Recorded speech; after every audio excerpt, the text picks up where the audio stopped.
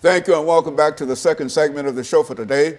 The topic is the rise and fall of Adolf Hitler, and we're fortunate to have with us to talk about the rise and fall of this great German individual, Alana McLaughlin. And Alana, let's pick up where we left off the last time, because I was thinking in terms of some of the things you said in reference to his background and et cetera, but speak to him in reference to however you wish. In the last segment, I talked about how Adolf Hitler's background had a very vital part in what made him the man that we know today. And so, well, I take that back. The monster that we know today. And so I basically talked about how he grew up in a normal household for that day and time, and nothing was really out of the ordinary up until both his parents passed away by the time he was the age of 19, and he was denied entry into art school. A lesser known fact about Adolf Hitler, he was really into art, and he could draw. He could draw faces and buildings from memory, but when it came to drawing full bodies and copying off of something, he wasn't very good at that. And so he did not pass the test to the art school that he applied for, and he was denied entry. So then, at that point, both his parents were dead, and he was homeless. So he was a homeless man for a while. He would live in shelters or on mattresses wherever he could find, or even in train stations. Then he decided to go back again and try to apply to art school again. He was denied entry once again.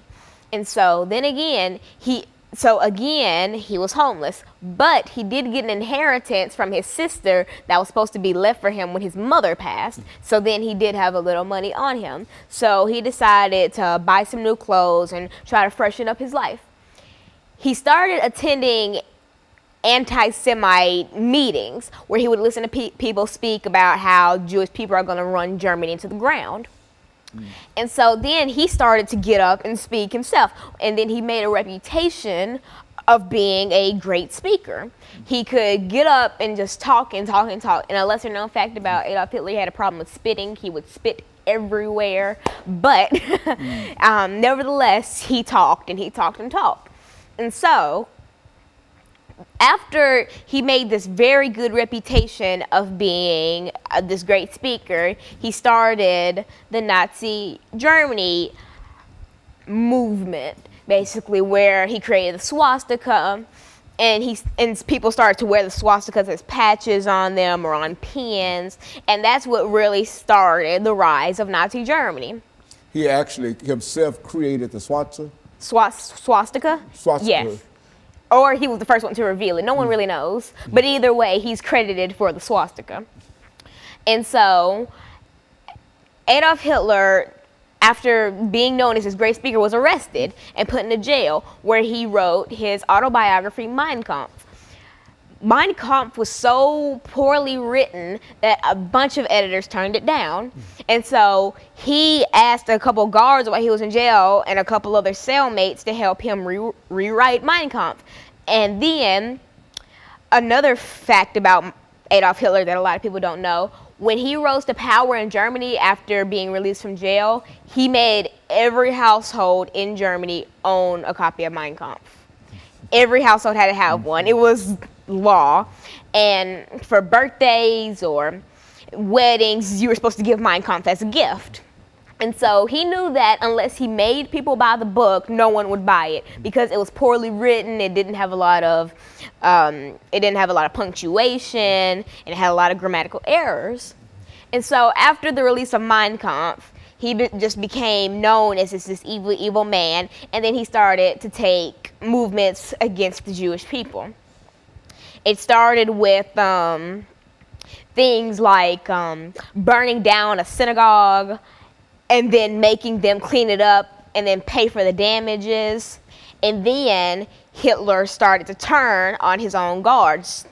And so basically he would turn on the SS, and he killed a lot of his guards and then made a whole new foundation of guards and future leaders, which really helped jumpstart the Holocaust. And so with Hitler and his newfound army of these dolls, basically, he started what we know as one of the worst periods in history.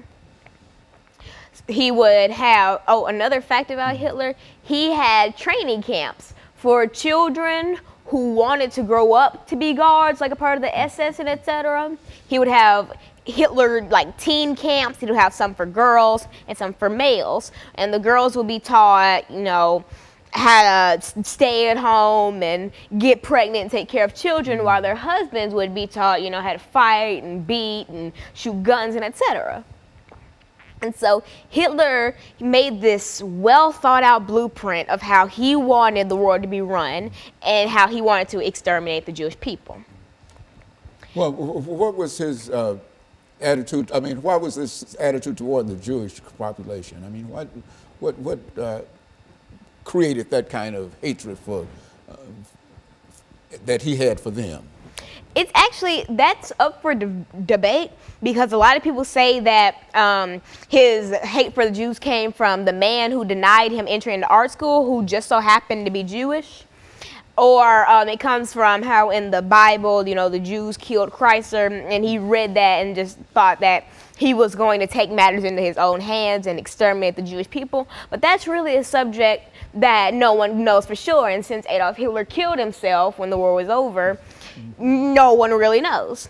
And he doesn't really discuss it much in Mein Kampf, but he does make it very prominent that he does hate the Jewish people. And not only did he hate the Jewish people, he hated the Slavs, anybody who wasn't, you know, the blonde hair, blue-eyed type that he liked, the Aryan race. And a thing about the Aryan race, there is no Aryan race. That's always been something that no one really knows. Aryan is supposed to be a part of a country, or no, a part of a continent that houses these people. It's not necessarily, there's no real Aryan race. As a race, as a racial, ethnic. Yeah, there's no ethnic group that's called Aryan. It's more of kind of just a group of people. But over time, that's become the definition of the people that Adolf Hitler liked. And so basically, Adolf just went off the deep end, and he made it his life goal to terrorize anyone who didn't fit his criteria, and that's what he did for a while. Okay, so let's take this second commercial break, and then we'll come back and we'll pick up on that last 10-minute segment, and we'll be back with our audience following this very, very short commercial break.